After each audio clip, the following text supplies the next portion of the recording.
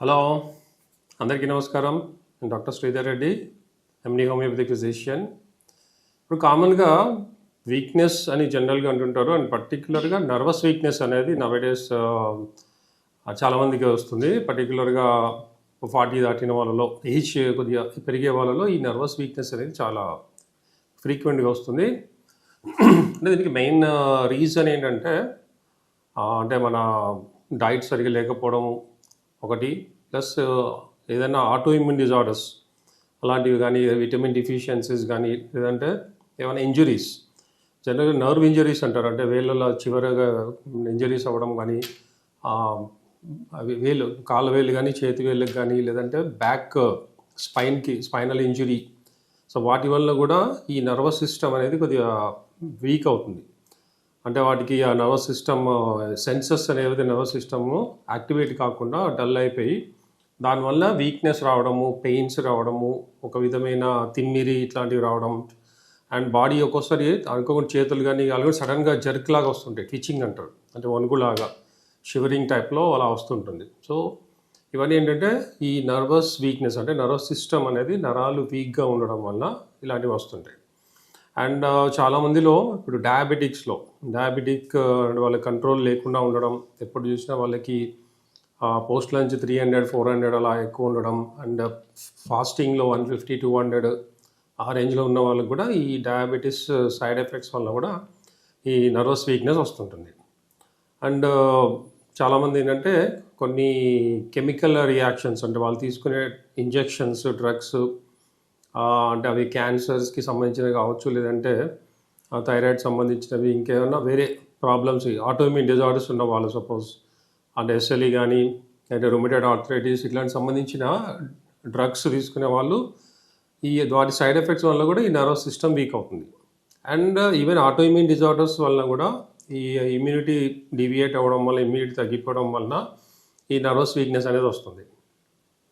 So ఇక్కడ ఏమవుతుందంటే muscle వీక్నెస్తో పాటు మజిల్ వేస్టింగ్, అంటే ఒక్కోసారి మజిల్స్ ష్రింక్ అవుతాయి, అంటే సన్నగా అయిపోవడం, మజిల్ లాస్ అవ్వడము ఇలాంటివి జరుగుతాయి. అండ్ బోన్స్లో, జాయింట్స్లో కూడా వీక్ అవ్వడం, పెయిన్స్ రావడము ఇవి జరుగుతాయి. అండ్ వాళ్ళు ఏదన్నా ఐటమ్, అంటే ఏదైనా పట్టుకున్నప్పుడు సరిగా గ్రిప్ లేకపోవడము, అండ్ ఆ వీక్నెస్ వలన పెయిన్స్ రావడం, పట్టుకున్నప్పుడు కూడా షివరింగ్ లాగా వచ్చేసి అది ఎక్కువసేపు పట్టుకోలేకపోవడం, సో ఇలాంటివి జరుగుతాయి. అండ్ ఇది క్రానిక్ అయినప్పుడు ఏంటంటే పార్కిన్సన్స్ అని డిసీజ్ ఉంటుంది. అది ఏంటంటే వణుకు రోగం అంటాం తెలుగులో జనరల్గా. సో ఇది రావడానికి ఈ నర్వస్ సిస్టమ్ వీక్ అవ్వడము, డ్యామేజ్ అవ్వడం, ఇది one of the main reason. So ఇప్పుడు కొంతమందికి ఏంటంటే స్ట్రెస్ వలన నిద్ర సరిగ్గా లేకపోవడం, లేదంటే ఆల్కహాల్ తీసుకోవడము, వీటి వల్ల కూడా అంటే లిమిటెడ్గా కాకుండా కొద్దిగా ఎక్సెస్గా ఆల్కహాల్ తీసుకునే వాళ్ళలో, లిమిటెడ్గా డైలీ 1 or 2 పెగ్స్ తీసుకునే వాళ్ళు అంతేముండదు, బట్ ఎక్సెస్గా తాగేవాళ్ళు, దానితోనే అంటే మ్యాక్సిమం నైట్ అవుట్ చేసి సరిగా స్లీప్ లేకుండా ఉండడం, మంచి డైట్ తీసుకోకపోవడం, సో ఇవన్నీ కూడా రీజన్స్.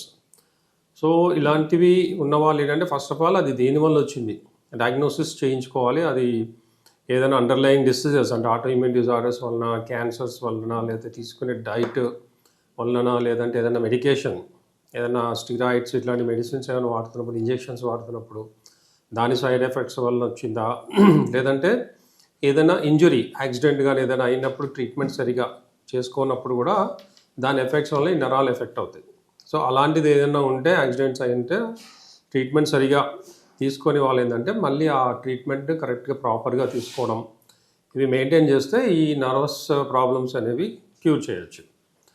సో డైట్లో ఏంటంటే పర్టికులర్గా న్యాచురల్గా దొరికేవి ఎక్కువ తీసుకోవాలంటే ఫ్రూట్స్ కానీ, వెజిటబుల్స్ కానీ, డ్రై ఫ్రూట్స్ ఇలాంటివి తీసుకోవాలి.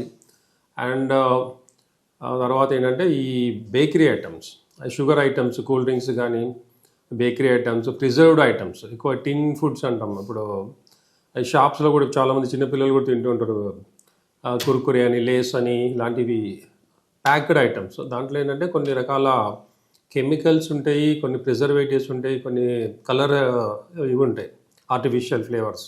సో ఇవన్నీ కూడా చాలా డేంజర్. సో ఇలాంటి ప్రాబ్లం ఉన్న వాళ్ళు అలాంటివి అవాయిడ్ చేయాలి. లేట్ నైట్స్ పడుకోవడం అవాయిడ్ చేయాలి. నిద్ర వచ్చినా రాకుండా ఎర్లీగా పడుకోవడం, కళ్ళు మూసుకొని అట్మాస్ఫియర్ చీకటిగా చేసుకొని ప్లజెంట్గా, ఆలోచనలు, టెన్షన్ లేకుండా పడుకుంటే నిద్ర వస్తుంది మంచిగా. తర్వాత ఫిజికల్ యాక్టివిటీ చేయాలి. ఎక్సర్సైజ్ చేయడం వల్ల కూడా స్ట్రెంగ్త్ అనేది పెరుగుతుంది, నరాల్లో కూడా యాక్టివిటీ పెరుగుతుంది.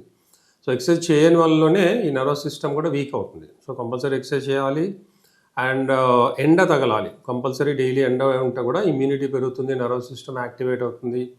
దెన్ డైట్ మంచిగా పర్ఫెక్ట్గా తీసుకుంటూ మెంటల్లీ మెడిటేషన్ లాగా పాజిటివ్ యాటిట్యూడ్ ఉండాలి. ఎక్కడైనా నెగిటివిటీ ఉందంటే దానికి అవాయిడ్ చేయడం, దూరం అవ్వడం ఇట్లాంటి చేయాలి. అండ్ మెడిసిన్స్ ఏవైతే నర్వస్ సిస్టమ్ సంబంధించినవి అలోపతిలో అన్నిటి సైడ్ ఎఫెక్ట్స్ ఉంటాయి. సో మ్యాక్సిమం అలాంటివి అవాయిడ్ చేయాలి. అండ్ హోమియోపతిలో మేమిచ్చే ట్రీట్మెంట్ వలన ఈ నర్వస్ వీక్నెస్ తగ్గడమే కాకుండా అండర్లయింగ్ డిసీజెస్, ఇప్పుడు ఆటోఇమ్యూన్ డిజార్డర్స్ ఉన్నాయి, లేదంటే థైరాయిడ్ ఉంది, డయాబెటీస్ కంట్రోల్ లేదు, షుగర్ చాలా హై ఉంటుంది, అలాంటి వాటికి కూడా మేము ఇచ్చే కాన్స్టిట్యూషనల్ ట్రీట్మెంట్ వలన అండర్లయింగ్ డిసీజ్ అంటే ఆటోఇమ్యూన్ డిజార్డర్స్ ఉన్న తగ్గుతుంది, డయాబెటీస్ తగ్గుతుంది, ఈవెన్ క్యాన్సర్స్ కూడా ఇనీషియల్ స్టేజ్లో ఉంటే మేము ఇచ్చే ట్రీట్మెంట్ ద్వారా అది కూడా కంప్లీట్గా క్యూర్ అవుతుంది. అండ్ ఆటోమేటిక్గా నర్వస్ సిస్టమ్ యాక్టివేట్ అవుతుంది. సో ఈ నిద్ర లేకపోవడము అది కవర్ అవుతుంది. దెన్ పార్కిన్సన్స్ వచ్చే అవి కూడా మా మెడిసిన్ ద్వారా ప్రివెంట్ అవుతుంది. ఏజ్డ్ వాళ్ళలో కూడా అంటే ఈ పార్కిన్సన్స్ రాకుండా ప్రివెంట్ చేయొచ్చు. అండ్ ఆల్రెడీ పార్కిన్సన్స్ ఉన్న వాళ్ళు ఈ వణుకుడు ఇవన్నీ ఉన్న వాళ్ళలో కూడా మేము ఇచ్చే ట్రీట్మెంట్ వలన అవన్నీ కంట్రోల్ అయిపోతాయి. ఈవెన్ వాళ్ళ గ్రిప్ ఇంప్రూవ్ అవుతుంది, నడక ఇంప్రూవ్ అవుతుంది, బ్యాలెన్స్ ఉంటుంది. సో అన్నిటికీ కూడా మేము ఇచ్చే కాన్స్టిట్యూషనల్ ట్రీట్మెంట్ వల్ల 100% క్యూర్ ఉంటుంది.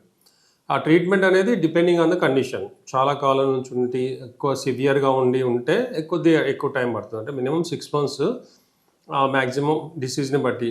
ఆటోఇమ్యూన్ డిజార్డర్స్ అలా ఉంటే ఒక 1 to 2 years మినిమం పడుతుంది. అంటే ఆటోఇమ్యూన్ డిజార్డర్ కూడా క్యూర్ అవ్వాలి, ఈ నర్వస్ వీక్నెస్ కూడా తగ్గాలి. సో దానికి ప్రాబ్లమ్ని బట్టి, ఏజ్ని బట్టి ట్రీట్మెంట్ ఉంటుంది. సో మినిమం 6 months ఉంటుంది, మ్యాక్సిమం 2 to 3 years ఉంటుంది.